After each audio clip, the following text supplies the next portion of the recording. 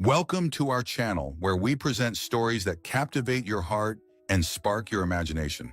Today, we're thrilled to share the dramatic conclusion of a tale that started with a seemingly perfect millionaire marriage, but ended in betrayal and powerful personal growth. The most riveting moment unfolds when Serena, our resilient protagonist, finally reclaims her life after discovering Ethan's affair. An ending that involves a brave divorce, a new chance at happiness, and a surprising co-parenting journey. Want to know how it all plays out? Listen from start to finish to catch every twist and turn. Before you go, be sure to subscribe to our channel so you'll never miss another gripping story like this. Leave a comment below with your thoughts and where you love tuning in. Serena Delgado was 7 months pregnant on a cool, breezy evening when she first felt the ominous churn of doubt settle in her stomach like a gathering storm. She lived in a luxurious mansion perched high on a bluff in Malibu, a place that glittered with every possible sign of success. Marble floors, vaulted ceilings, and panoramic windows offering endless views of the Pacific Ocean. On paper, she appeared to be living the American dream with her wealthy husband, Ethan Cole, a tech entrepreneur whose million-dollar acquisitions were regularly featured in business magazines. But for Serena, the air had grown thick with secrets. She was tired of dinner plates set out for two, only to watch Ethan rush out to another so-called business meeting. Each time he left, a gnawing sense of unease clawed at her heart, warning her that something was terribly wrong. Before Ethan's rise to affluence, he and Serena had been an inseparable team, fighting to make ends meet in a cramped one-bedroom apartment in downtown Los Angeles. She worked in marketing, while Ethan was an ambitious coder trying to bring his grand ideas to life. Though their resources were limited, date nights often meant sharing a cheap pizza or strolling through the bustling streets for free public concerts. They were blissfully happy. Every challenge was met side by side, fueled by optimism and the promise of a brighter future. When a major tech conglomerate acquired Ethan's startup, their lives changed virtually overnight. They moved to Malibu, purchased a modern mansion with an infinity pool, and began rubbing shoulders with celebrities, investors, and politicians at high-end galas. Yet as the zeros in Ethan's bank account multiplied, so did his distance from the woman who had been his bedrock. Over time, Ethan seemed less like the dedicated husband Serena remembered, and more like a shadow drifting in and out of her days. She'd wait in silent frustration, her pregnancy books lying unread on the coffee table, while he returned home past midnight. The faint scent of perfume that clung to his clothing was not hers, and he gave vague answers about business dinners when questioned.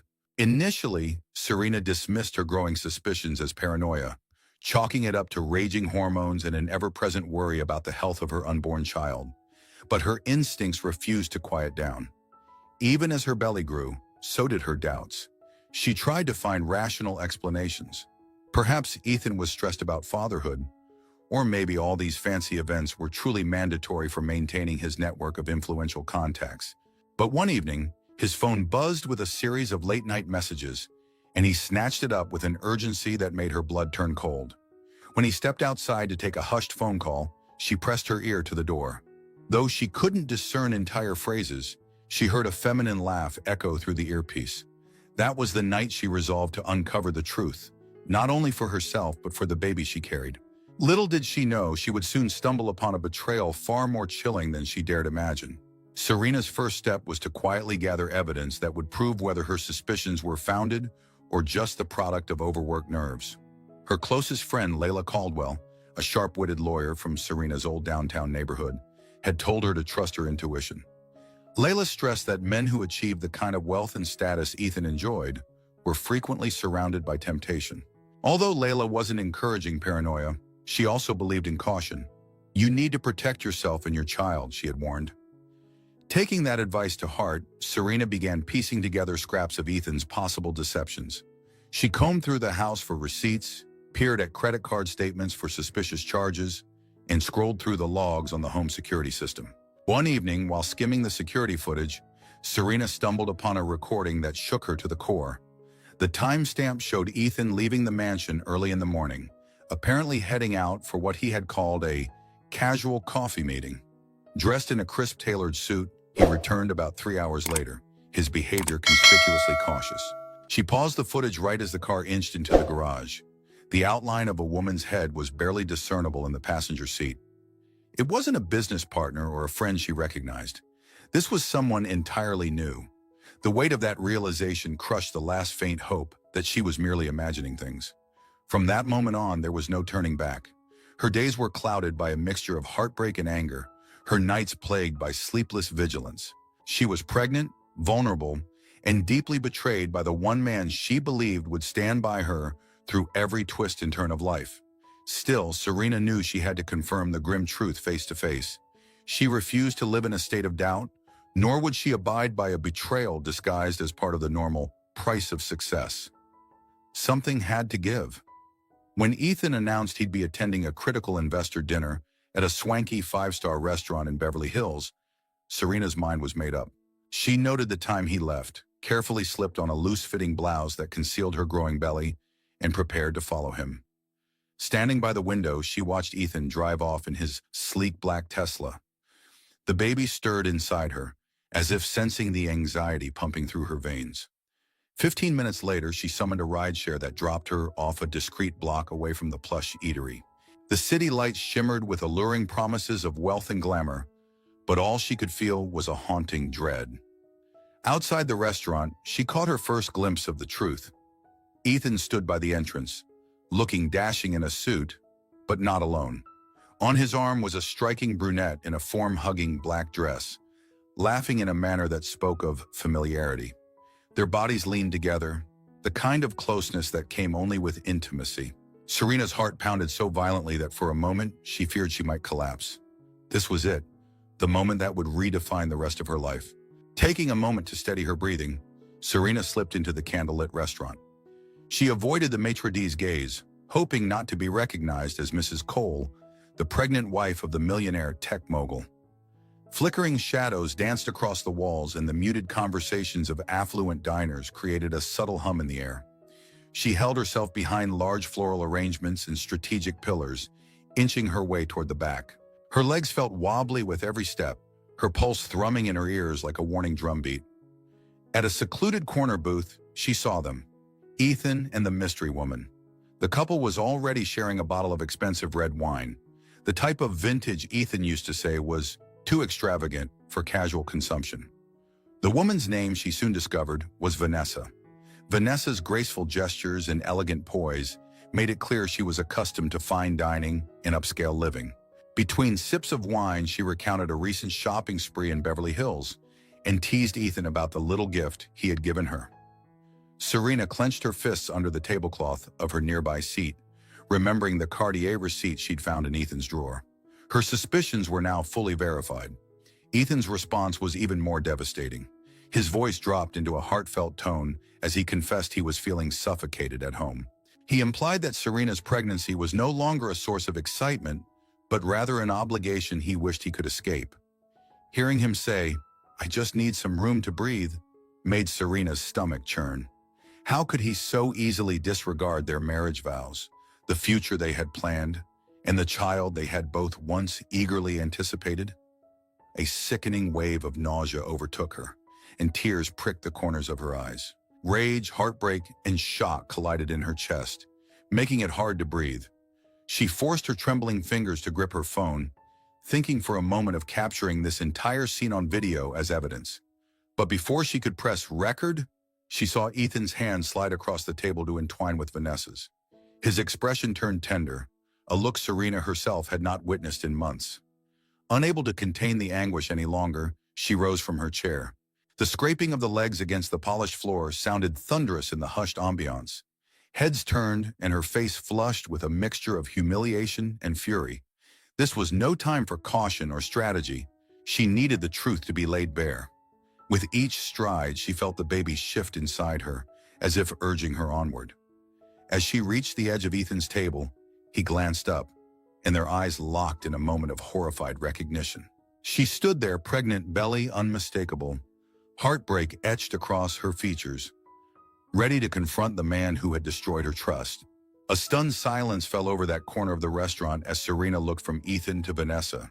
Her voice quivered with a raw blend of anger and despair as she said, So this is your important business dinner, Ethan? She noticed the other diners craning their necks, eager for the kind of drama that usually unfolds only in made-for-TV movies. For a split second, Ethan seemed incapable of speech, his mouth gaping in panic. Vanessa dropped her gaze to the half-empty wine glass, her cheeks growing pale under the restaurant's soft lights. Ethan attempted a stumbling explanation. "Serena, it's not what you think." But the facade was too thin. All his carefully spun excuses about investor meetings, philanthropic galas, and research trips were instantly laid bare for what they truly were. Lies. Serena's indignation erupted. "I've been waiting at home carrying your child, wondering if I was losing my mind. And this is how you repay me?" Her anger cracked with the weight of her tears, and she placed a protective hand over her abdomen, as if to shield the baby from this horrifying scene. Vanessa, flustered and evidently comprehending the magnitude of the situation, tried to slip out of the booth. But Serena blocked her path, glaring so intensely that Vanessa froze in place. "Don't you dare walk away. If you had no shame coming here with my husband, you can at least face the consequences," Serena spat, voice echoing with a pain so profound that several nearby patrons wore sympathetic expressions. A waiter appeared, concern etched across his face. He offered Serena a chair, and she sank into it, conscious that her escalating emotions might harm the child she was carrying. Her breath came in shuddering gulps as she fought to steady herself. Ethan stood, his posture rigid, looking as though he wanted to sink into the floor. His voice was low and urgent as he tried to reason. "Let's discuss this at home. This is neither the time nor the place." But the damage was already done. Muted conversations rippled through the restaurant as more people realized who was at the center of the commotion. A millionaire tech tycoon, his pregnant wife, and his mistress. News, gossip, and rumors thrived in these circles. Serena was almost certain some bystander was already typing up a message to a local tabloid. With her free hand, Serena reached for a glass of water, her throat parched from anger and heartbreak. She felt tears burn at the corners of her eyes and struggled not to break down completely. For one searing instant, she recalled the early days of their marriage, back when Ethan had nothing but a dream and she had been proud to support him. Memories of cramped apartments and cheap dinners flooded her mind, a stark contrast to the opulence of the setting that now witnessed their public humiliation. Summoning the last shred of dignity she had, Serena whispered hoarsely, "You've destroyed us, Ethan. I hope it was worth it." Then, bracing herself against the chair, she rose and walked away, heart pounding like a war drum in her chest. Outside, the crisp night air slapped Serena's tear-streaked face, and a sudden dizziness made her reach out to steady herself against a lamppost. Photographers were already congregating near the valet stand, drawn by the spectacle of a high-profile guest in turmoil. She pulled her coat tight over her belly and hailed a car to take her home. The paparazzi's camera flashes erupted like fireworks, capturing her distraught expression. Though none of them likely knew the entire story, the image of a pregnant woman fleeing a high-end restaurant in tears was bound to incite scandalous headlines. Her thoughts were a tangled storm of betrayal, fear, and heartbreak. By the time she reached the mansion, her hands were shaking so severely that it took 3 attempts to unlock the front door. Inside, the gleaming marble floors and immaculate decor now felt more like a prison than a sanctuary. She sank onto the velvet sofa, hugging a throw pillow to her chest as she tried to slow her racing heartbeat. Her phone chimed repeatedly with calls and texts from Ethan, each one more frantic than the last, but she ignored every single one. The man she had once believed to be her partner, her rock, had just annihilated her reality. After a couple of hours of restless pacing and silent weeping, Serena finally answered one of his calls. Her fury cracked through the phone line. "Don't bother coming back tonight. I need space." She ended the call before he could utter a single excuse or apology. Despite her overwhelming anger, she couldn't ignore the subtle movements of her baby, each flutter and kick a reminder that she had to stay strong for this new life. The entire situation felt surreal. One moment she was a devoted wife, eagerly awaiting the birth of her child. The next she was a betrayed partner in a collapsing marriage. Eventually exhaustion overwhelmed her, and she dozed off on the sofa. A few hours later, the sound of the front door opening jerked her awake. Ethan stood in the foyer, looking as though he had aged 10 years in one night. His usually impeccable hair was disheveled, and dark circles sagged beneath his eyes. "Serena," he called softly, stepping into the living room with caution. "I know you're angry, and you have every right to be. I don't know how to fix this, but I want to try." She glared at him from across the room. "Fix this?" she repeated in a voice that was cold and hollow. "You don't just fix something like this, Ethan. You made choices that prove how little I meant to you, how insignificant our child is to you." Her voice broke on the last words. Despite her anger, tears slid down her cheeks, hot and relentless. For an agonizing moment, neither of them spoke. Then Ethan advanced, dropping to his knees beside the sofa. He tried to clasp her hands, but she yanked them away. "You can't stay here," she said through clenched teeth. "I can't look at you without feeling ill. I need you to leave." Ethan's face twisted in a blend of remorse and desperation, but he rose to his feet and reached for his car keys. Before exiting, he turned back, eyes brimming with regret. "I'll go, but please know that I'm sorry, Serena. I never meant for it to spiral like this." His words hung in the air like stale smoke, offering no real comfort. The mansion felt oppressively silent once he was gone. She found no solace in the polished surfaces or the panoramic ocean views. Everything reminded her of how wealth had driven a wedge between them. That night, she called Layla to pour out the entire painful ordeal. Layla listened intently, occasionally asking pointed questions. "You have the proof, you have the eyewitness account, and you have valid reasons for wanting a separation," her friend said matter-of-factly. "If you decide to divorce, you have strong grounds and should expect a significant settlement, but don't make any hasty decisions. You're vulnerable now, physically and emotionally." Serena took that advice to heart. In the days that followed, she battled a tempest of conflicting emotions. Each time she felt the baby move, she was torn between wanting a stable family for her child and the realization that remaining in a marriage built on lies might do more harm than good. She tried to distract herself with tasks like finalizing the nursery or comparing pediatricians, but her mind kept drifting back to Ethan and the betrayal she had witnessed. Messages from him kept pouring in, ranging from apologetic pleas to anxious check-ins about her well-being. He claimed that Vanessa meant nothing, that it was a fleeting lapse in judgment. In moments of weakness, Serena almost responded, but her fury and heartbreak remained too raw. One afternoon, while Serena sat in the sunroom flipping through baby name books, she received an unexpected call from an unknown number. Curiosity got the better of her, and she answered. On the other end was Vanessa. Her voice shook with an apologetic tremor as she introduced herself and began explaining that Ethan had misrepresented his marital status. He had told her he was essentially separated, living in a cold, loveless arrangement with Serena merely for appearances. "I'm not trying to make excuses," Vanessa added. "I just want you to know what he told me. I didn't realize you were still sharing a life until that night at the restaurant. I felt sick when I saw you were pregnant." Serena listened, absorbing each crushing detail. As much as she despised Vanessa for encroaching on her marriage, she couldn't help feeling a twisted sense of pity. Had they both been fooled by the same man, albeit in different ways? "You say that you found out the truth at the restaurant," Serena said, her voice riddled with skepticism. "Why call me now?" Vanessa sighed. "Because I think you deserve to know that Ethan's done this before. He admitted to another affair a couple of years ago, one he had to settle quietly. I know I might be the last person you want to talk to, but I couldn't live with myself if I didn't warn you." When the call ended, Serena felt as though she had been punched in the gut. Another affair in the past, in hush money to cover it up. The revelation disintegrated any final thread of optimism she had been clinging to. She was not merely dealing with a single act of betrayal, but an ongoing pattern of deception. Vanessa's call stirred a confusing blend of anger and grim validation in Serena. Now she understood that the man she had once loved wholeheartedly was capable of betraying her multiple times.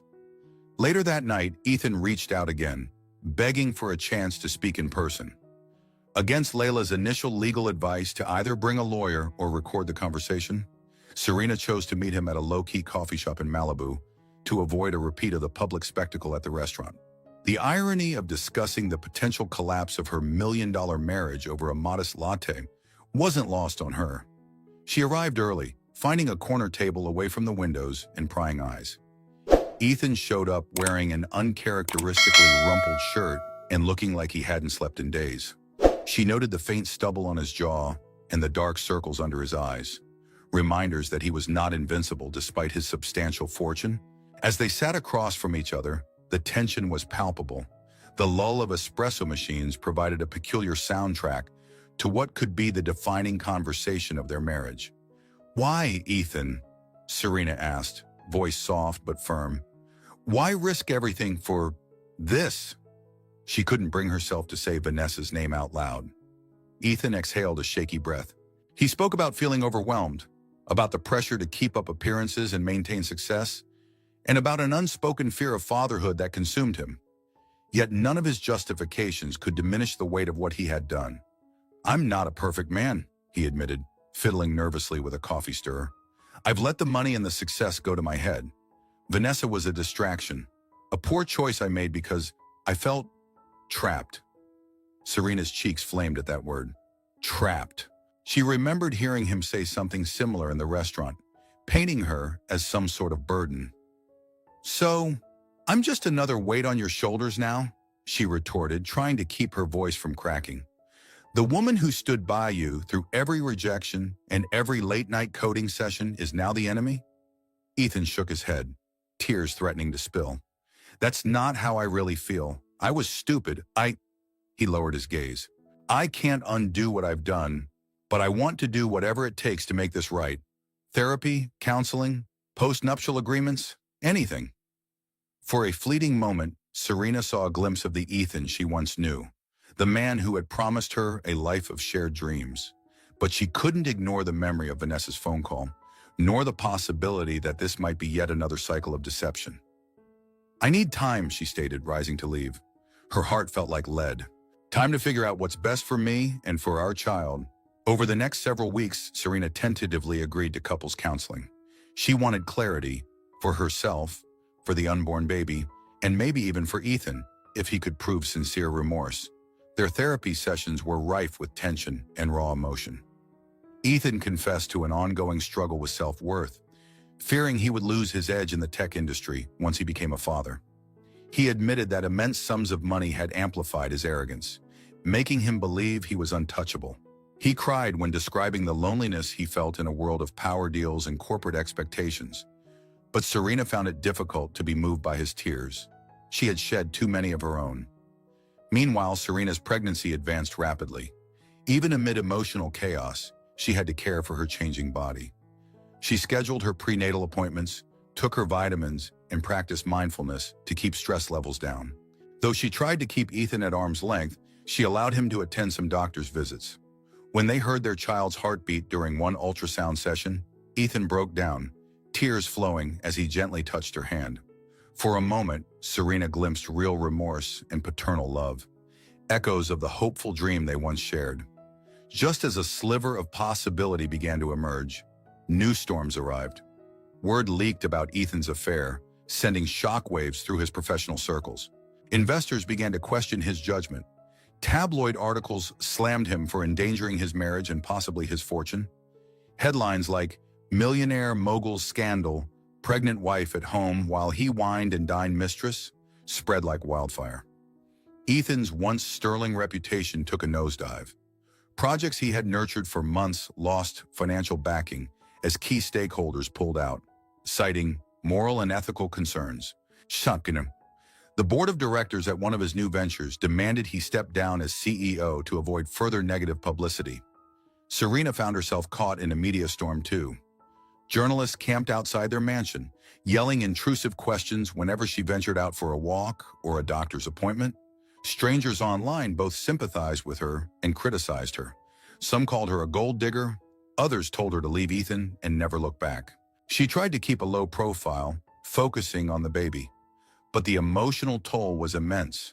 Layla, ever the practical lawyer, urged her to consider immediate legal action. "You're already under stress from the betrayal," she reasoned, "and now you have a global spotlight on you. This isn't sustainable for your health or the baby's." In a bizarre twist, Vanessa filed a lawsuit against Ethan for emotional distress, claiming he had misled her with false promises of a future together. Serena felt a strange mix of vindication and disgust, realizing how far things had spiraled. When rumors surfaced about hush money Ethan had paid a former lover to keep quiet, Serena confronted him directly in therapy. He admitted it, head bowed, tearful. Her anger erupted like a long simmering volcano. She'd let her guard down by trying to salvage the relationship, but it appeared his pattern of lies and cover-ups ran deeper than she'd ever imagined. The hope she had felt during those few tender moments seemed increasingly like an illusion. The counseling sessions shifted from attempts at reconciliation to a venue for Serena to vent her anger and for Ethan to face the painful consequences of his actions. Each revelation about his past betrayals carved fresh wounds in what little trust remained. Despite some fleeting sympathy for his confessions of personal turmoil, Serena felt that the scale of his deceptions outweighed any sense of pity. She began to see that his downfall was largely self-inflicted, a consequence of the arrogance that accompanied his rapid rise to wealth. By the time Serena was approaching her 8th month of pregnancy, Ethan's financial empire teetered on the brink. Several of his startups filed for bankruptcy, while others parted ways with him, fearing more scandals. Investors who once sang his praises silently distanced themselves, unwilling to risk being associated with a man who had become a walking PR disaster. The Malibu mansion that had once symbolized their triumph now felt like a gilded cage, and there were rumors it might be put on the market to free up liquidity. Ironically, this prospect offered Serena a brief glimmer of relief. Perhaps she could rid herself of the place that had witnessed her darkest nights. Late one evening, Serena woke with excruciating cramps ripping through her abdomen. Terrified, she called her obstetrician, who advised her to get to the hospital immediately. Acting on reflex, she dialed Ethan, who, to his credit, arrived within minutes. He rushed her to the emergency room, his face ashen, eyes filled with genuine fear for the mother of his child. Hospital staff found that she was experiencing premature contractions induced by high stress levels. They managed to stabilize her condition, but the doctors sternly warned that any more emotional turmoil could risk the baby's health. Looking up at Ethan in the hospital room, Serena saw no trace of the smug millionaire who once believed he could do as he pleased. He appeared genuinely terrified, tears staining his cheeks as he clutched her hand. "I'm so sorry," he whispered, the words almost inaudible. This time Serena didn't pull away. She was too drained, physically, emotionally, and mentally. In that moment, her anger found itself overshadowed by a more primal concern, ensuring the safety of her unborn child. Ethan insisted on staying by her side overnight, refusing to leave even when she suggested he go. As she drifted in and out of uneasy sleep, she could feel his grip on her hand, as though he feared she might slip away forever if he let go. In the early morning, the doctor released her under strict instructions for bed rest. Ethan helped her buckle into the car, drove her home, and then set up a special room on the mansion's first floor so she wouldn't have to climb the stairs. For the next 2 weeks, he tended to her every need. He brought meals, arranged a visiting nurse, and canceled nearly all his business obligations. Though his motivations were undeniably fueled by guilt, he also displayed a depth of concern she had rarely seen in recent months. Slowly, an uneasy truce formed between them, with neither of them sure if it was a step toward healing or simply a necessity until the baby arrived. During these quieter days, Serena and Ethan tried to coexist without triggering another volcanic argument. She seldom brought up Vanessa or the earlier affairs, and he refrained from discussing his collapsing financial empire. Instead, their conversations revolved around the baby, whether to choose a traditional name or something more modern, whether they wanted to use cloth diapers or disposable, and what color to paint the nursery. Although there was no denying the tension that ran beneath the surface, these mundane topics offered them a temporary respite from the chaos. At her 8th month checkup, they learned the baby was growing well. Serena felt a shred of cautious optimism, hoping they might at least achieve some semblance of civility for the child's sake. But the tabloids refused to let them off the hook easily, publishing new stories about Ethan's mounting legal and financial troubles. Paparazzi continued hounding the gates of the mansion. One morning, Serena caught a glimpse of a headline that read, "Millionaire's empire crumbles after cheating scandal. Will the baby save their marriage?" She slammed the magazine shut, angered by the voyeuristic speculation over her private life. Around this time, Layla visited frequently, providing both emotional support and legal counsel. Serena admitted she was torn. Part of her craved stability for the baby and even missed the good side of Ethan. The other part recognized that trust, once shattered, might never be fully repaired. Layla didn't push for an immediate decision. "You're about to bring a child into this world," she pointed out. "Think about what environment you want to raise them in." Then just 3 weeks before her due date, Serena went into labor unexpectedly in the pre-dawn hours. Ethan sprang into action as soon as he heard her cries, bundling her into the car and racing to the hospital. Fear and adrenaline coursed through both of them as she clutched at the seat, overwhelmed by contractions. In the delivery room, time slowed to a dizzying crawl. The hospital staff buzzed around, offering comfort and instructions. The memory of Ethan's betrayal still simmered in the back of her mind, but survival and motherhood took priority. After a grueling day, baby Milo Cole came into the world, wailing with healthy lungs that felt like a miracle to Serena. The instant the nurse placed him in her arms, her heart melted. She glanced over at Ethan, who stared at their newborn son, with tears of awe streaming down his face. For an ephemeral moment, the heartbreak was eclipsed by the raw wonder of new life. Serena was overwhelmed with love for her baby, a deep maternal instinct that surged like a powerful tide. During the hospital stay, Ethan demonstrated a devotion she hadn't seen in ages. He woke at all hours to help with feedings, changed diapers without complaint, and stood guard by her bedside whenever she rested. It was almost enough to make her believe that redemption might be possible. Yet in the quiet hours of the night, as she watched Milo sleep in his bassinet, she couldn't shake the memories of Ethan's duplicity. The big question remained: could she truly forgive and move forward? Or was this interlude of harmony only delaying the inevitable? Returning home with baby Milo introduced an entirely new dynamic to the already tense household. The property's sprawling corridors, once symbols of wealth, now felt excessive and empty, except for the small corner dedicated to the nursery. Ethan set up a bassinet in Serena's room for easy nighttime feedings. The baby's presence brought flickers of tenderness and cooperation. Serena and Ethan found themselves swapping shifts, carefully balancing feeding, diaper changes, and catnaps. But the underlying question of their marriage loomed like a shadow neither could ignore. In whispers, late at night when Milo was finally asleep, they tried to talk about their future. Ethan professed his guilt, his longing for forgiveness, and his determination to prove himself worthy of another chance. Serena, exhausted from round-the-clock care of the baby, felt torn. Each time she gazed at Milo, she recognized the potential blessing of a united family, but she could not erase the humiliation and pain of Ethan's affair. The memory of Vanessa, of that scene in the restaurant, was like a ghost that refused to be laid to rest. About a month after Milo's birth, Serena discovered more disheartening news. Ethan's last major investment had collapsed. Investors and partners alike were demanding more accountability, some even threatening lawsuits if he failed to make good on contractual obligations. Rumors circulated that the once-admired tech innovator had become a persona non grata in entrepreneurial circles. He scrambled to salvage what he could, but each new day seemed to bring fresh complications. The stress was palpable, and though Serena was no longer financially dependent on his empire, she had protected her own assets through their prenuptial agreement, she still felt the strain of living alongside someone whose life was unraveling at the seams. One afternoon, while Milo napped, Serena and Ethan found themselves in the living room. The sunshine poured through floor-to-ceiling windows, illuminating particles of dust in the air, as if to highlight the illusions that had kept them together. Ethan was scrolling through old photographs on his phone, a wistful expression on his face. "Remember our first apartment, Serena?" he murmured, turning the screen toward her.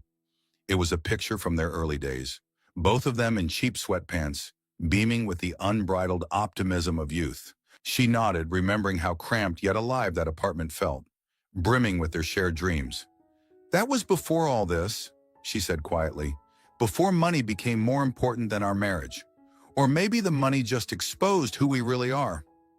Ethan winced, taking her words like an emotional blow. "I never meant to lose sight of us. I got caught up in the whirlwind. Investors, deals, the image I thought I needed to maintain. None of that justifies what I did, but I want you to understand how I ended up there." She studied his eyes, filled with something akin to desperation. Despite her fury, she couldn't deny there was still a human being behind all the mistakes. Yet a lifeline of empathy isn't the same as trust. "I'm filing for divorce," she said finally, her voice trembling but resolute.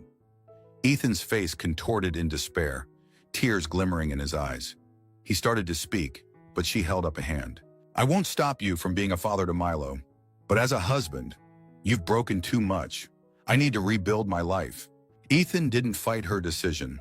He agreed in a voice hoarse with regret to give Serena whatever she needed in the divorce. Their lawyer Layla, along with Ethan's legal team, worked out a settlement that secured Milo's future, ensuring child support and splitting assets in a way that left both parties on stable ground. Serena's heart twisted when she saw the final documents. This wasn't how she had envisioned her family or her life. Yet signing those papers felt like reclaiming a piece of her soul. Tabloids pounced on the story of Millionaire's pregnant wife filing for divorce, sensationalizing every detail, from the baby's birth to Ethan's financial crash. But public fascination soon shifted to newer scandals, and the media frenzy around them gradually died down. Some articles criticized Serena for walking away at his lowest point, while others portrayed her as a strong, wronged woman who refused to accept a life of lies. The contradictory headlines reminded her just how fickle public opinion could be. For a time, Serena and Milo remained in the Malibu mansion, one of the few properties not entangled in Ethan's financial quagmire, while the divorce was processed. She navigated postpartum life as best she could, cycling through sleepless nights and moments of pure maternal bliss. Layla visited often, delivering groceries, baby supplies, and moral support. Whenever Ethan came by to see Milo, he moved with a subdued humility that was startling in contrast to his former swagger. He cradled the baby with reverence, as though the child were his last anchor in a world that had violently cast him aside. Once the divorce was finalized, Serena decided it was time to start fresh. She sold the mansion at a loss, not caring about the missed financial opportunity. What she wanted was distance from the memories etched into those walls, her lonely late-night vigils waiting for Ethan, the swirl of paparazzi near the gates, the hush of corridors too big for her emotional emptiness. With the proceeds, she purchased a cozy home near downtown Los Angeles, closer to her old friends, places she remembered, and an environment that felt more grounded. As she set up her new life, unpacking boxes, decorating Milo's nursery, reconnecting with acquaintances, Serena discovered a sense of liberation. She delved back into her marketing career, taking on freelance projects at first. Her diligence and professionalism drew positive word of mouth, and soon she was juggling more clients than she could handle alone. It was exhilarating to realize that she had regained her independence without being overshadowed by Ethan's name or fortune. She could still sense the heartbreak flickering beneath her daily tasks, but it no longer defined her. Meanwhile, Ethan disappeared from the public eye. Rumors circulated about his attempts to launch another startup, but he found doors slamming shut in his face. The hush money scandal, the mistress's lawsuit, and the public meltdown over his marriage had tarnished his brand beyond repair. Yet he visited Milo faithfully, abiding by the custody agreement. On those brief handovers, Serena noticed how he looked thinner, drained. A small knot of pity twisted in her heart, but she reminded herself that he had orchestrated his own downfall. She owed him nothing beyond civility for the sake of their son. During these calmer months, Serena focused on healing her emotional wounds. She joined a support group for single parents, where she found new friendships and shared experiences that soothed her sense of isolation. In therapy sessions, she talked openly about the betrayal, the paparazzi circus, and the strange duality of missing the old Ethan while feeling bitterly betrayed by the new Ethan. Over time, she grew adept at compartmentalizing the anger, recognizing that Milo's father and her former husband were one and the same, but that her primary responsibility was to raise her child in a stable, loving environment. Layla persuaded her to formalize the marketing work she'd been doing under a registered business name. Serena took the leap, founding a small but promising boutique marketing firm. Her client list swelled through word of mouth, especially among mid-range businesses looking for sophisticated marketing strategies without the corporate bloat. In these professional achievements, Serena discovered a self-worth independent of her role as Ethan Cole's wife. She was forging her own path, steadily climbing toward a life that she had a hand in shaping, on her own terms. Amid this personal renaissance, baby Milo thrived. He quickly developed a bright-eyed curiosity, babbling and laughing with contagious joy. Some weekends were spent with Ethan, strictly for Milo's sake. Serena would prepare diaper bags and formula bottles, pass them to Ethan at the doorstep, and watch as he buckled Milo into his car seat. She no longer felt the stabbing heartbreak that once accompanied seeing him. Instead, she felt a distant compassion, mixed with residual anger that was slowly fading. She appreciated that he showed genuine devotion to Milo, even if his personal choices had shattered their marriage. Occasionally, Serena heard whispers about Ethan's ongoing struggles. He was rumored to be living in a modest apartment in Santa Monica, drastically scaled down from the lavish estate in Malibu. Legal squabbles from jilted investors and business partners continued to chase him. Vanessa's lawsuit still loomed, complicated by the question of whether Ethan had truly misled her or if she too had been complicit. Although Serena had no sympathy for Vanessa, she sometimes wondered if the woman had expected to settle into the life Serena once had, only to find that the foundation was rotten. In quieter moments, Serena occasionally reflected on the entire sequence of events as if it were a cautionary tale. She recalled the adrenaline that coursed through her as she confronted Ethan in the restaurant. The nights spent wide awake on a sofa in a mansion that felt like a stranger's home, and the fleeting sense of hope she'd allowed herself each time he apologized. She had learned the hard way that love cannot flourish where trust is perpetually broken, and perhaps even more importantly, she understood that money and power are no substitutes for emotional intimacy and genuine respect in a marriage. Her life had been upended, but she was slowly reclaiming it, day by day, on a stronger, more honest foundation. By the time Milo was 2, Serena had fully adjusted to single motherhood. She hired a part-time nanny when her work demands became intense, but she never relinquished the daily joys, feeding Milo, reading him bedtime stories, teaching him new words. Early in the mornings, before the city hummed to life, she'd savor the quiet moments with him, pressing soft kisses to his forehead and relishing the sweet smell of baby shampoo. It was a far cry from the lonely grandeur of the Malibu mansion.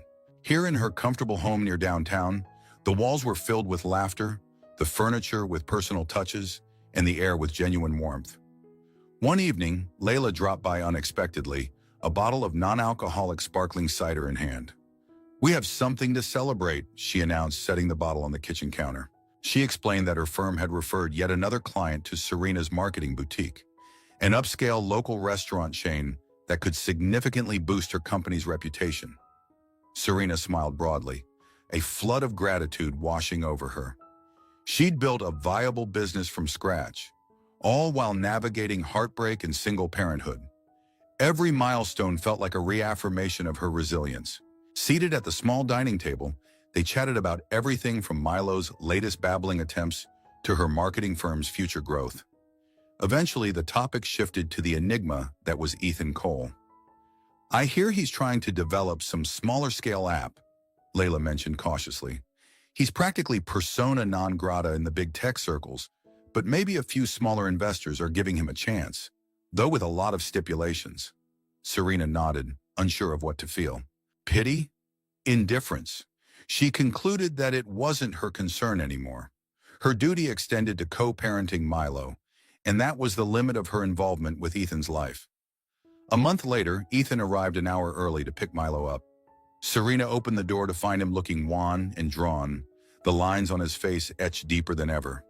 Without preamble, he said, "I lost my last investor. The app is dead." He paused, swallowing hard. "I just wanted to apologize again for everything, and to say I'm glad you're happy." She saw genuine remorse flicker in his eyes. Yet the ache that once gripped her heart was absent. Time had dulled her pain, replaced by a sense of closure. She nodded gently. "I appreciate that, but my life has moved on, Ethan. Our only link now is Milo, and I'm okay with that." He managed a sad smile, picking up his son and holding him close. "You're a great mom. I'm so sorry for all the pain I caused." Then, turning with Milo in his arms, he headed toward the car.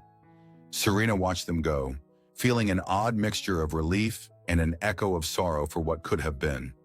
But she refused to cling to what-ifs. The air felt clear, unburdened by the illusions of wealth and the heartbreak that once weighed on her shoulders. In the following weeks, Serena experienced a newfound sense of freedom. For the first time in years, she wasn't defined by Ethan's scandal or by the heartbreak that followed. She began attending networking events for small businesses, forging alliances with local entrepreneurs. She found her voice again, not just as a mother or a betrayed wife, but as a savvy business owner with keen insights. And as she stood in front of a crowd at a marketing seminar, explaining brand positioning to a room full of eager attendees, she realized she had stepped into the future she had once dreamed of, only without the burden of illusions. Milo thrived too, morphing into a chatterbox of toddler energy. Serena took him to the park on weekends, letting him explore slides and swing sets. Whenever he returned from visits with Ethan, he was happily oblivious to any tension that might still linger between his parents. Serena made it a point never to badmouth Ethan in front of their son, resolving that Milo deserved a father free from her personal resentments. Over time, she actually found it easier to speak politely with Ethan during handovers, focusing only on Milo's growth and well-being. And then, in the midst of building her new world, Serena met someone. Grayson Pierce was a fellow small business owner in the area. They crossed paths at a local Chamber of Commerce meeting, where he was organizing a fundraising campaign for community development. With warm eyes and an easy laugh, Grayson was the kind of man who listened attentively instead of just waiting for his turn to speak. Their initial conversations were business-related, but as weeks passed, they started grabbing coffees and sharing personal anecdotes. Serena told him in broad strokes about her past heartbreak, emphasizing she was in no rush for anything serious. Grayson nodded in understanding, assuring her he respected her boundaries. In time, Serena introduced Grayson to Milo, seeing how gently he interacted with her son, how he seemed genuinely invested in making him smile. At first, she felt an undercurrent of guilt, remnants of her old life and the shattered marriage surface inside her. But she reminded herself that she was entitled to find happiness again. Though she moved slowly, wanting to protect Milo's heart and her own, she allowed Grayson into their lives step by careful step. Meanwhile, Ethan remained a distant figure, popping in only when it was time to see Milo. He did not criticize her budding relationship, and if he harbored jealousy, he kept it to himself. Each time he dropped off Milo, he appeared more subdued, his eyes reflecting a quiet acceptance that life had marched on. More than once, he thanked Serena for never interfering with his rights as a father. But the sincerity of that gratitude only underscored how much had changed. They were no longer partners in life. They were co-parents, linked by a child who deserved the best from both of them. As the years passed, Serena's life continued to blossom in ways she hadn't dared to imagine during her darkest moments. She expanded her boutique marketing firm, eventually hiring a small team of talented professionals, each passionate about elevating brands that lacked massive corporate budgets. The success she achieved was a testament not just to her skill, but also to her resilience, the relentless drive to stand up after heartbreak and keep moving forward. Milo started preschool, a bright, inquisitive child who charmed teachers and classmates alike. Grayson became a steady presence, joining Serena and Milo for simple family-style dinners and weekend outings. Yet he never rushed Serena, giving her all the space she needed to open her heart at her own pace. Ethan's life, by most accounts, remained in flux. He bounced between smaller tech projects, occasionally showing glimmers of a comeback, but never fully regaining his former glory.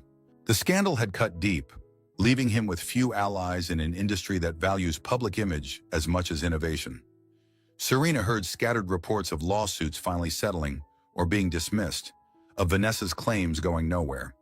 On the days Ethan came to pick up Milo, he seemed subdued yet genuine in his interactions with their son.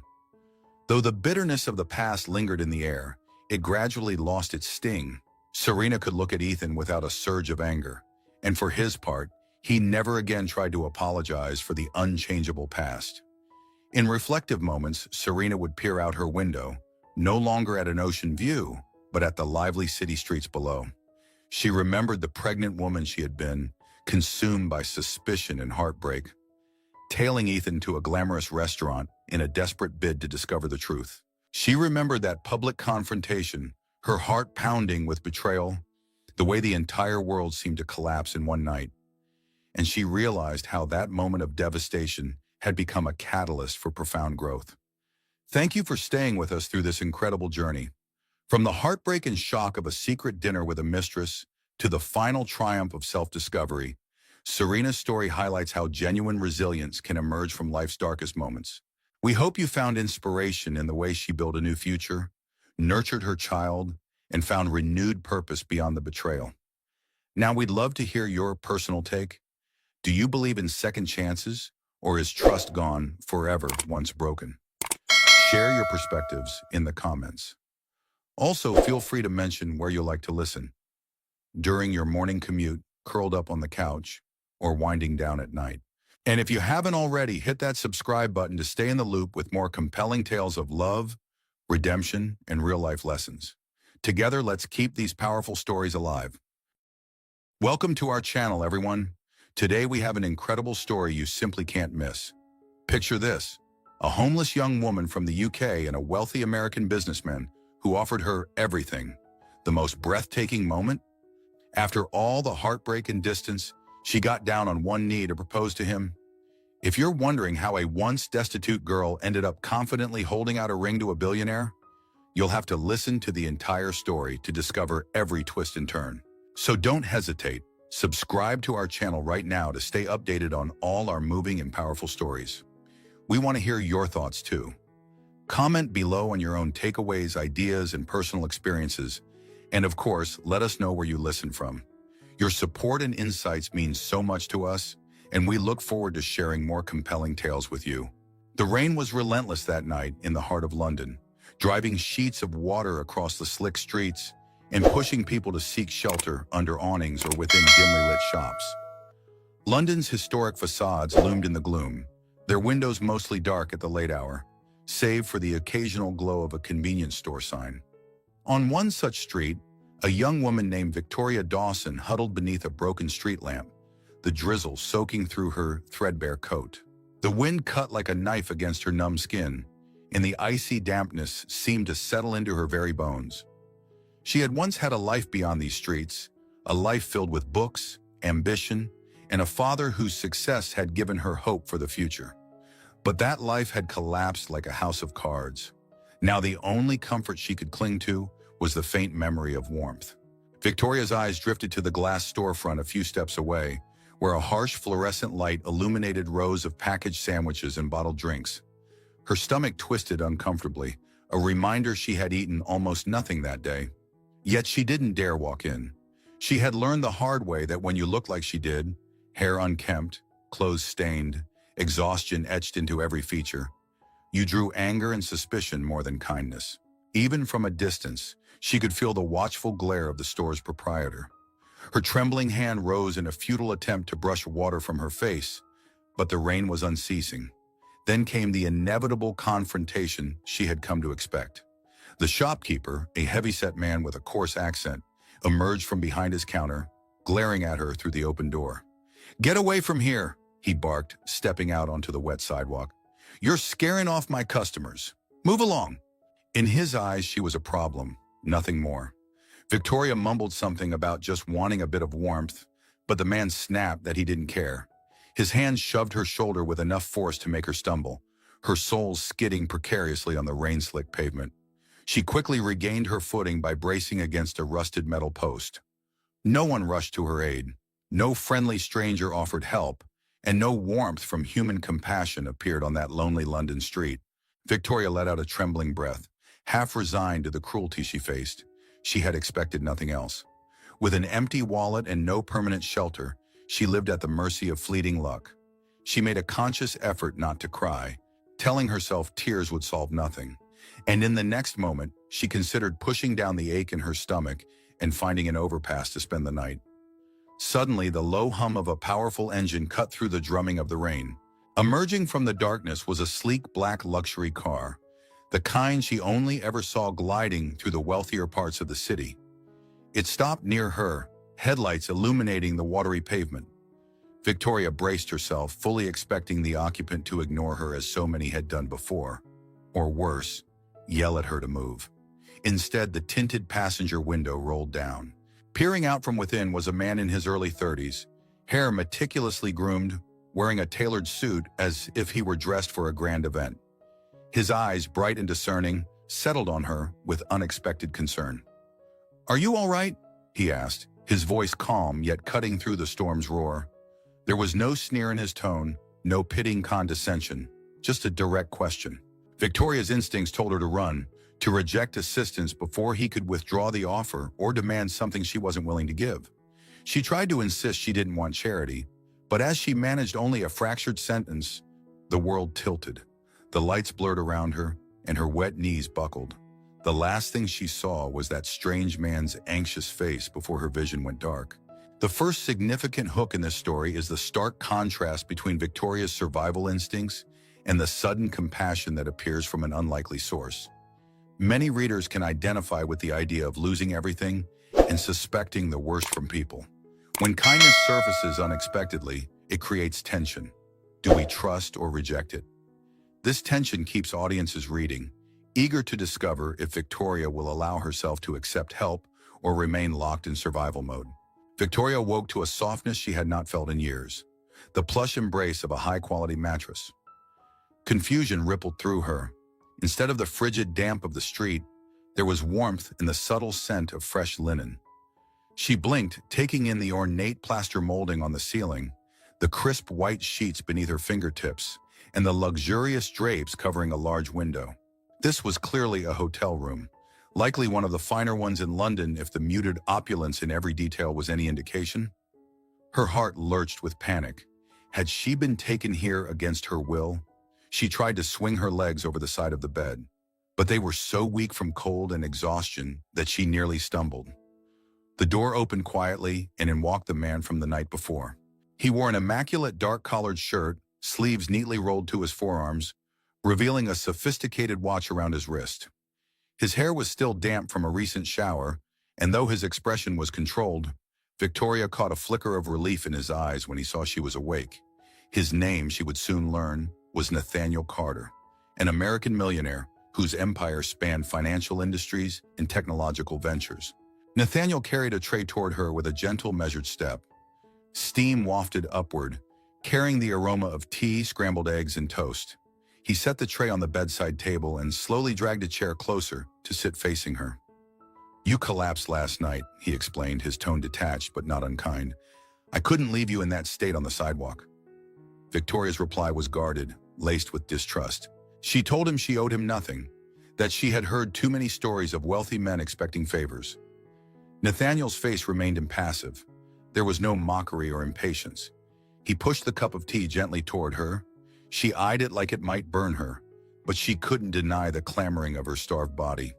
Finally, she took the cup, allowing the heat to radiate into her chilled palms. A moment passed, and then he asked, "What's your name?" She hesitated, her old wariness surfacing. "Victoria," she answered quietly. She didn't elaborate, but Nathaniel seemed to understand that prying too hard would only make her retreat. He studied her, making note of her accent and the slight poshness embedded in her British enunciation.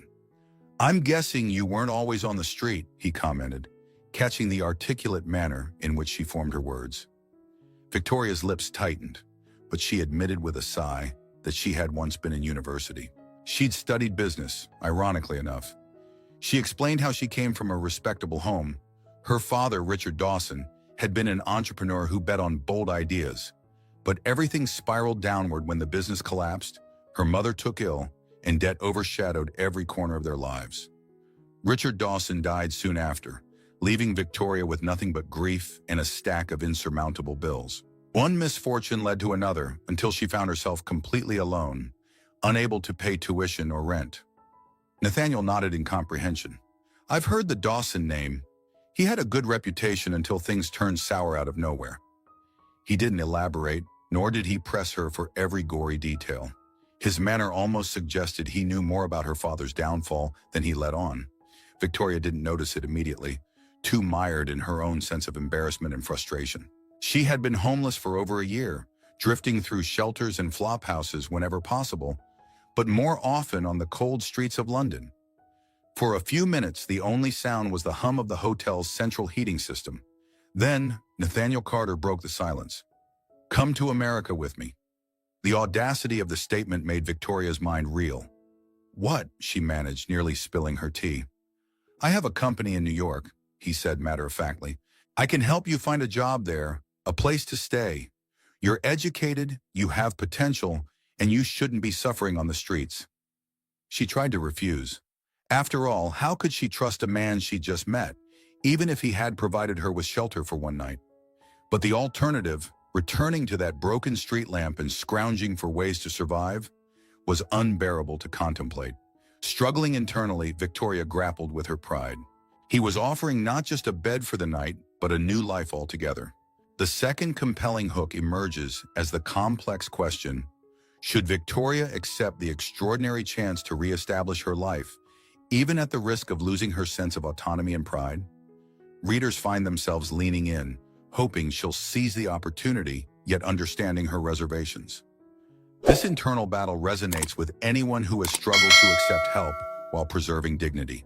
Ultimately, Victoria made a decision that could alter the entire trajectory of her life. She boarded Nathaniel Carter's private jet, an opulent Gulfstream that seemed more luxurious than any commercial airline she had flown in her more fortunate past. Entering the cabin felt like stepping into another world. Plush leather seats, polished wood paneling, and a discreet but attentive flight attendant who offered her refreshments. The reality of the situation weighed heavily. She was placing her future in the hands of a man whose motives she had yet to truly understand.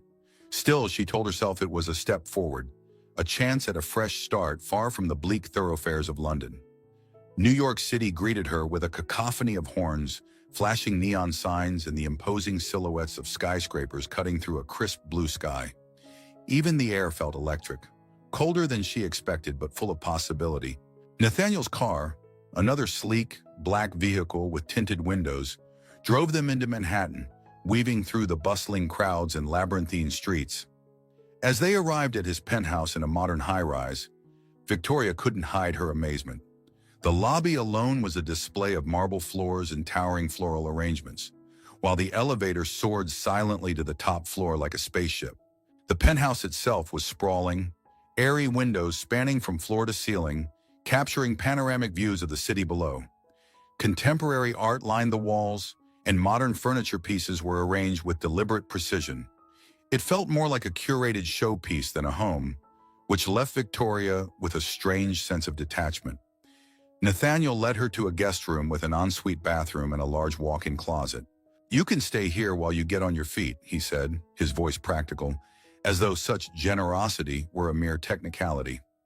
Early the next morning, she had her first taste of working at Carter Financial Innovations, a labyrinthine corporate empire where Nathaniel made his fortune by investing in groundbreaking technologies and restructuring struggling businesses. Victoria became a junior assistant, starting from the bottom rung, organizing files, preparing meeting briefs, and scheduling appointments. It was nerve-wracking, but she relished the chance to prove she was more than a charity case. True to his word, Nathaniel didn't hand her success on a platter. He directed her to open positions that matched her fledgling skill set, allowed the HR department to interview her, and insisted she start just like anyone else. Inside the glossy corridors and glass-walled boardrooms of Carter Financial Innovations, rumors began swirling almost immediately. Whispers arose about the mysterious British woman who had suddenly entered Nathaniel Carter's private domain. Some employees suggested she was simply a friend. Others speculated she was an old flame. But a few cynics concluded she must be a gold digger. Social media and tabloids soon caught wind of these rumors. Sensational headlines appeared. American mogul rescues British beauty from London streets, and Nathaniel Carter's unlikely companion. Is she a genuine talent or just another opportunist? Victoria tried to shut it all out, focusing instead on learning the ropes of her new role. Each morning was a whirlwind of tasks, sorting emails, making sure the schedules of top executives aligned, compiling data for upcoming meetings, and fielding calls that never seemed to cease. She buried her anxiety in the work, but the occasional scornful glance and muttered comment in the elevator were impossible to ignore. She realized that in the eyes of many, she was merely an upstart who had leveraged Nathaniel's pity to jump the corporate queue. At home, if she could call the penthouse that, Nathaniel maintained a respectful distance. He provided her with space and resources but did not pry. Yet in subtle ways, he helped her acclimate to her new environment.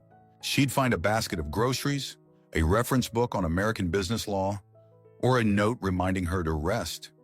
Each gesture was small, but collectively they told her he cared, even if he never articulated it outright. Victoria found herself growing more and more curious about the man behind the millions. This third compelling hook centers on the external tension caused by gossip and the internal struggle Victoria faces to remain firm in her convictions. Audiences keep reading to find out if she will crumble under the pressure or rise above it, forging her own identity in a world that loves to cast judgment. As weeks blended into months, Victoria slowly established a routine. Each morning she woke early in the guest room, gazing down at a city that was both intimidating and exhilarating. She would brew a cup of tea in the penthouse's minimalist, ultra-modern kitchen, then hurry to the Carter Financial Innovations office, laptop bag in tow. She advanced from simply handling menial chores to being involved in small yet important projects. When executives needed someone to gather market research or refine a strategic plan, Victoria eagerly volunteered, working late into the night. She also enrolled in evening classes at a local business school, determined to finish what she had once started in London. If she had learned anything from her father's downfall, it was the necessity of knowledge and resilience. Nathaniel quietly supported this ambition, nudging her toward scholarships, supplying her with references to specialized courses, and asking her thought-provoking questions about her assignments. During after hours in the lofty penthouse, interactions between her and Nathaniel grew more candid. Sometimes they'd meet in the living area, where floor-to-ceiling windows revealed the glittering Manhattan skyline. They would talk about everything and nothing: her classes, the intricacies of corporate deals, the next big tech trend. Nathaniel rarely spoke about his personal background, but he listened attentively whenever Victoria revealed fragments of her life. She would catch him studying her with an expression that bordered on fascination, and that scrutiny both unnerved and flattered her. Inevitably, gossip about them escalated. They were seen leaving the building together or sitting in a cafe discussing a project. Tabloid vultures and corporate watchers alike speculated they were romantically involved, even though neither had uttered a single word to confirm it. Victoria tried her best to keep a professional distance at the office, though. She wasn't naive. She understood how quickly rumors in high-end corporate settings could snowball into vicious narratives. The tension reached a boiling point one afternoon when she noticed that a gossip website had published a photo of her stepping into Nathaniel's car. The headline read, "Is Victoria Dawson the next Mrs. Carter, or just another gold digger?" Her cheeks flamed with embarrassment, and her co-workers exchanged significant looks. Despite her efforts at ignoring the rumors, she felt them tighten around her like a net. She confronted Nathaniel in his glass-walled corner office, her voice quivering with a mixture of anger and humiliation. "They think I'm using you," she said, laying a printed copy of the article on his desk. "That I'm only here because you pity me, or worse, that I'm waiting to marry you for your money." She half expected him to dismiss her concerns, but he took the article, read it calmly, then met her eyes. "What do you believe?" he asked. His steady tone hinted at genuine curiosity. She hesitated, uncertain. "I don't know. My life has changed so drastically. Maybe I don't fully trust my own motives." Nathaniel stood, moving closer with a thoughtful frown. "Victoria, I don't care about what they say. I see how hard you work, how determined you are to succeed on your own terms. That's enough for me." He paused, exhaling a breath. "The real question is whether it's enough for you." His words reverberated within her. She realized she feared that in the eyes of the world, and perhaps in the secret corners of her own mind, she was still that homeless girl, seeking someone to solve her problems. She had come to love the sense of purpose she felt here, but part of her wondered if it all hinged on Nathaniel's benevolence. A turning point arrived on the night of a high-profile charity gala hosted by Carter Financial Innovations.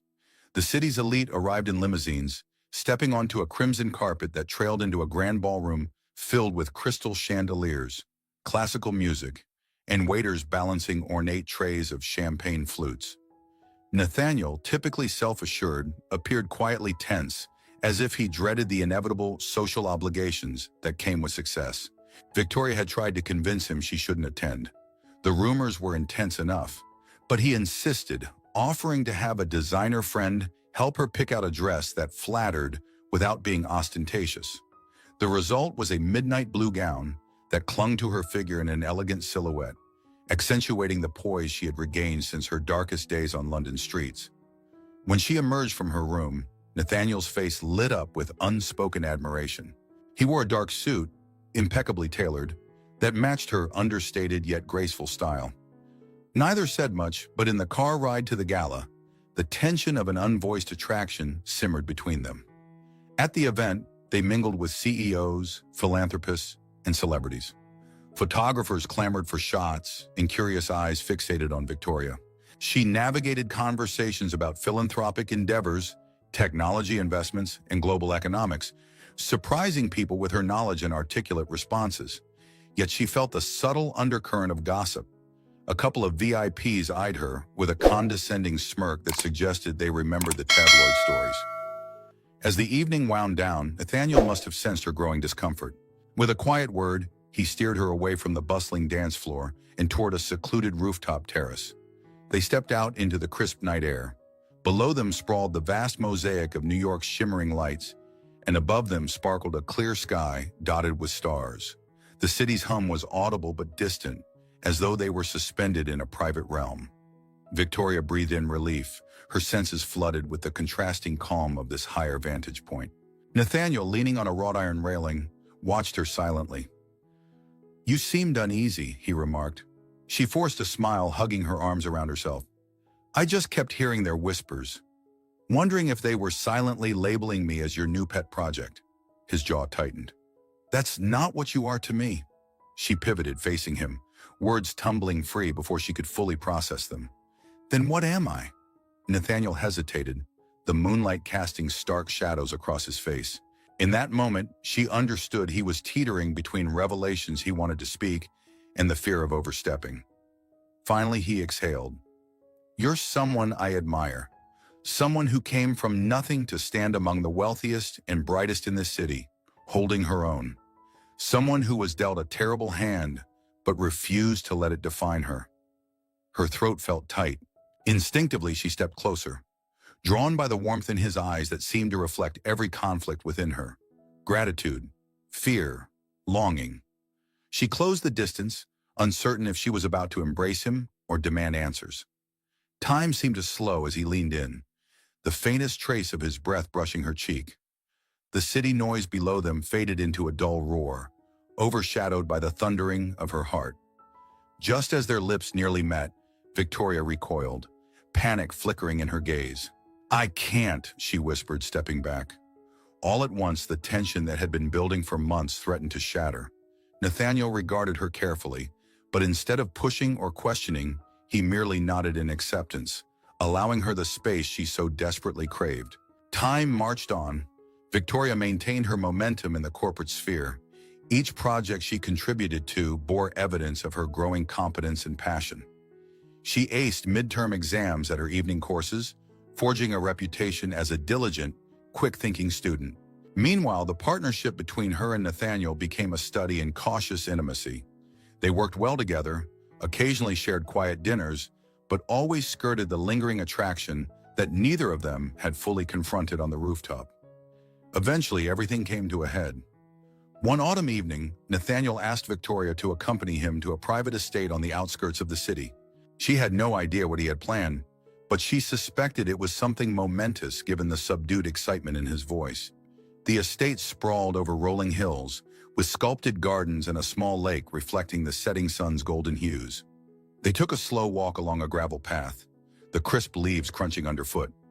In a secluded spot overlooking the water, he turned to her and gently took her hand. "Victoria," he began, voice slightly trembling for perhaps the first time since she'd known him. "I don't want to lose you in this massive world of business and rumor. I don't ever want you to feel like you don't belong at my side." Before she could respond, he knelt down, pulling a small velvet box from inside his coat pocket. The sight of him lowering to one knee, Nathaniel Carter, a man whose name alone commanded boardrooms, nearly stole her breath. With a delicate click, he opened the box to reveal a ring, elegant yet unpretentious, a single diamond set in a platinum band. He cleared his throat, eyes searching hers. "Marry me," he said simply, his usually calm voice thick with emotion.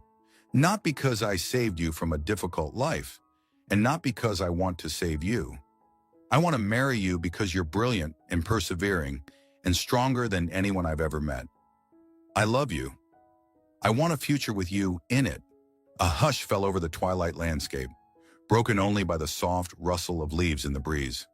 Victoria felt her pulse hammering. She loved him too. She had recognized it in fleeting moments of happiness and in nights spent longing for him to break the silence. She wanted him more than she'd ever wanted anything, but her insecurities tightened around her like a vice. The memory of being helpless on the streets, reliant on his mercy, haunted her. Tears slid down her cheeks as she found the words to speak. "Nathaniel, I can't," she choked out, stepping back. His face went white with shock and hurt. She struggled to explain, her voice unsteady. "I need to stand on my own to prove I'm more than just the woman you picked up in the rain. If I say yes now, I'll always wonder if I earned this, if I truly deserve you." His pain was clear, but he also seemed to understand. Rising to his feet, he clasped the ring box in his hand. "I won't force you," he said quietly. "I'll wait. I believe in you, Victoria. But don't expect me to pretend I don't love you." They parted that night in sorrow.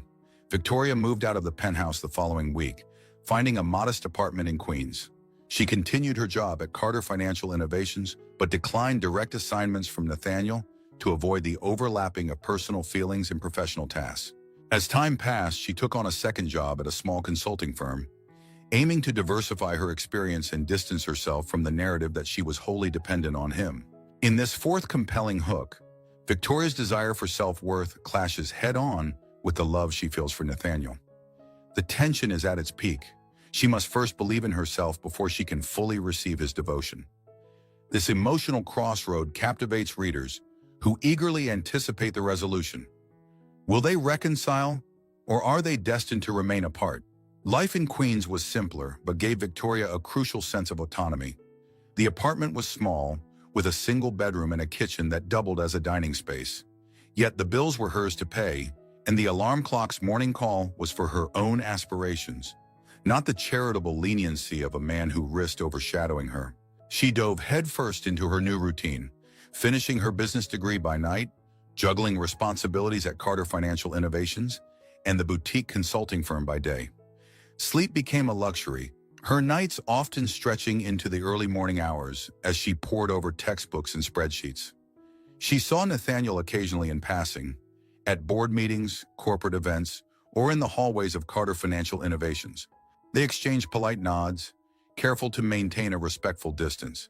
She noticed the subdued sadness in his expression whenever their eyes locked. Yet his faith in her never seemed to waver. If she scored a major success at work, he found subtle ways to show encouragement, such as forwarding relevant articles to her or quietly praising her effort in a group meeting. Meanwhile, the tabloids jumped at any opportunity to spin a new tale. Carter and his homeless protege. Part ways, was it all just a corporate stunt? Some outlets claimed she had been a mere fling.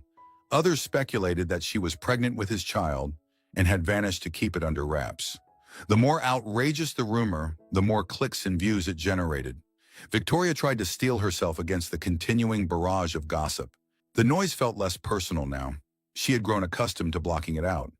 Despite her exhaustion, her accomplishments mounted. She nailed each exam, earning top marks in her class. She also spearheaded a project at the consulting firm that saved a small tech startup from going under, an achievement that garnered her respect from industry peers.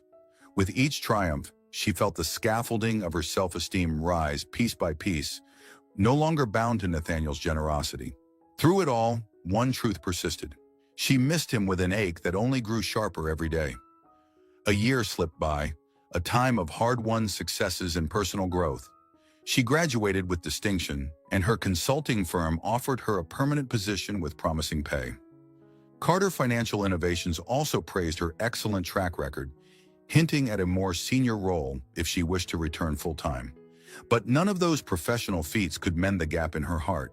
She found herself reluctant to celebrate alone, always imagining how Nathaniel's smile would have illuminated her achievements, how his calm and quietly intense presence would have made everything sweeter. Eventually, she realized that no matter how independent she had become, there was room in her life for someone who loved her, someone she also loved with a depth she once feared. It wasn't about relying on him for survival. It was about sharing life on equal footing. So, one cold winter night, she made up her mind to confront the unresolved tension in her heart. Instead of sneaking in some grand plan, she decided honesty was best.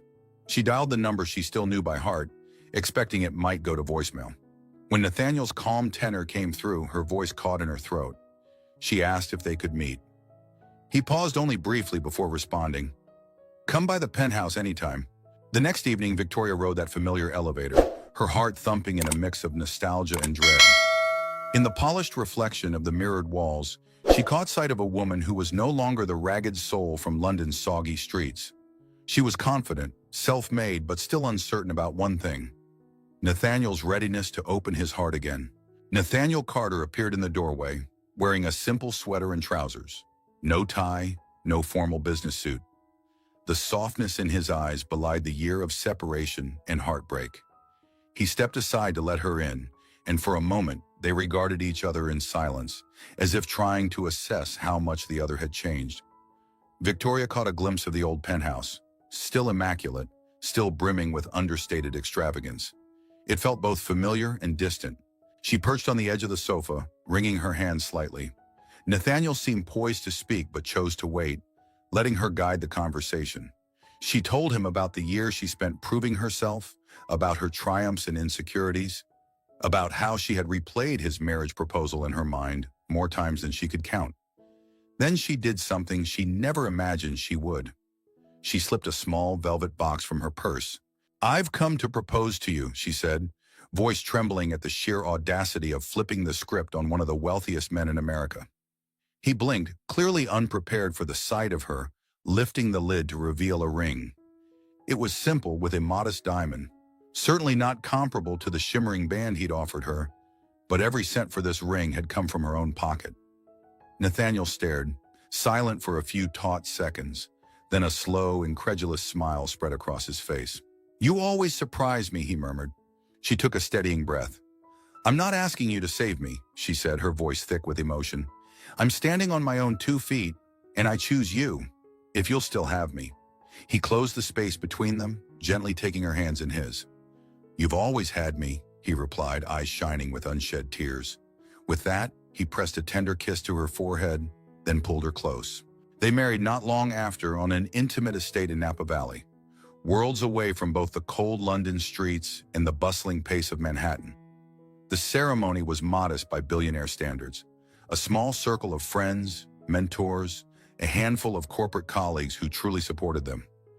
Her old professors from the business school in New York attended, alongside the few staff members at Carter Financial Innovations who had witnessed her diligence without judgment. Sunlight filtered through the grapevines, and a soft breeze carried the scent of lavender as Victoria Dawson and Nathaniel Carter exchanged their vows. He vowed to respect her independence and to never take her for granted.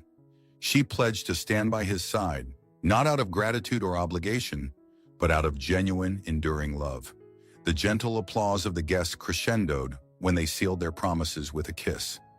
Happily ever after didn't mean an end to challenges. They would still have disagreements over which new ventures to invest in, and arguments about balancing business obligations with personal time.